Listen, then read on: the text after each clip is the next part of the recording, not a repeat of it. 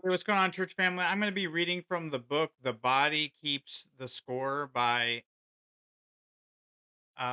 Bessel Vander Kolk M.D. And I'm going to be reading from page 189, "The New Face of Trauma." The outbreak of World War II prompted Charles Samuel Myers and the American psychiatrist Abraham Gardner to publish the accounts of their work with World War I soldiers and veterans. Shell shock in France, 1914 to 1918, 1940, and the traumatic neuroses of war, 1941, served as the principal guides for psychiatrists who were treating soldiers in the new conflict who had war neuroses. The U.S. war effort was prodigious, and the advances in the frontline psychiatry reflected that commitment. Again, YouTube offers a direct window on the past. Hollywood director John Huston's documentary, Let There Be Light, 1946, shows the predominant treatment for war neuroses at the time, hypnosis.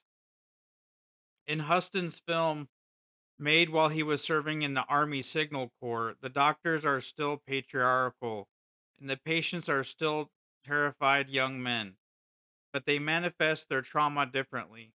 While the World War I soldiers flail, have facial tics, and collapse with paralyzed bodies, the following generation talks and cringes.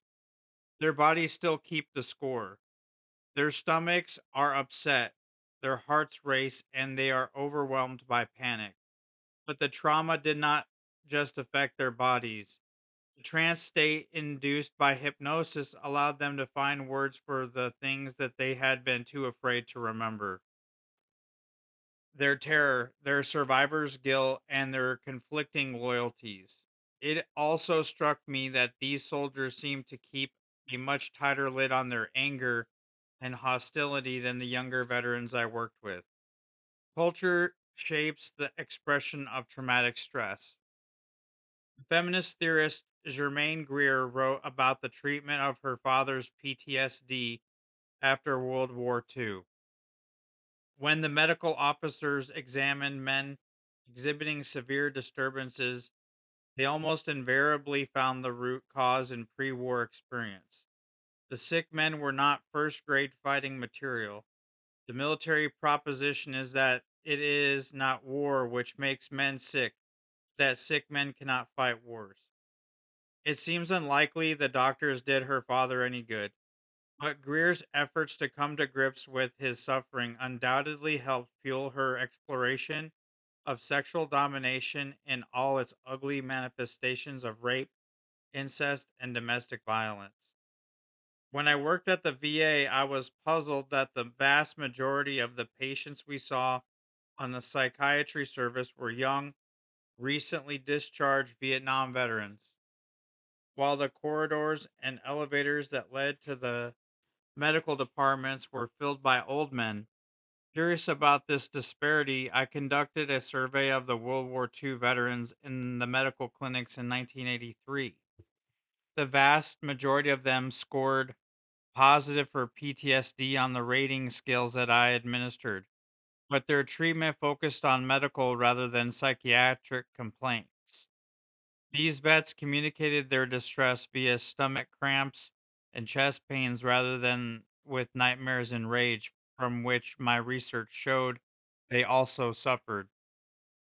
Doctors shape how their patients communicate their distress. When a patient complains about terrifying nightmares and his doctor orders a chest x ray, patient realizes that he'll get better care if he focuses on the physical problems. Like my relatives who fought in or were captured during World War II, most of these men were extremely reluctant to share their experiences.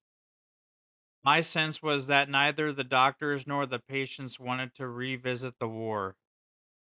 However, military and civilian leaders came away from World War II with important lessons that the previous generation had failed to grasp. After the defeat of Nazi Germany and Imperial Japan, the United States helped rebuild Europe by means of the Marshall Plan, which formed the economic foundation of the next 50 years of relative peace. At home, the GI Bill provided millions of veterans with education and home mortgages, which promoted general economic well being and created a broad based, well educated middle class. The armed forces led the nation in racial integration and opportunity. The Veterans Administration built facilities nationwide to help combat veterans with their health care. Still, with all of this thoughtful attention to returning veterans, the psychological scars of war went unrecognized, and traumatic neuroses disappeared entirely from the official psychiatric nomenclature. The last scientific writing on combat trauma after World War II appeared in 1947. Thank you so much for letting me read an excerpt from The Body Keeps the Score. And I hope you have a blessed week. Thank you so much. God bless.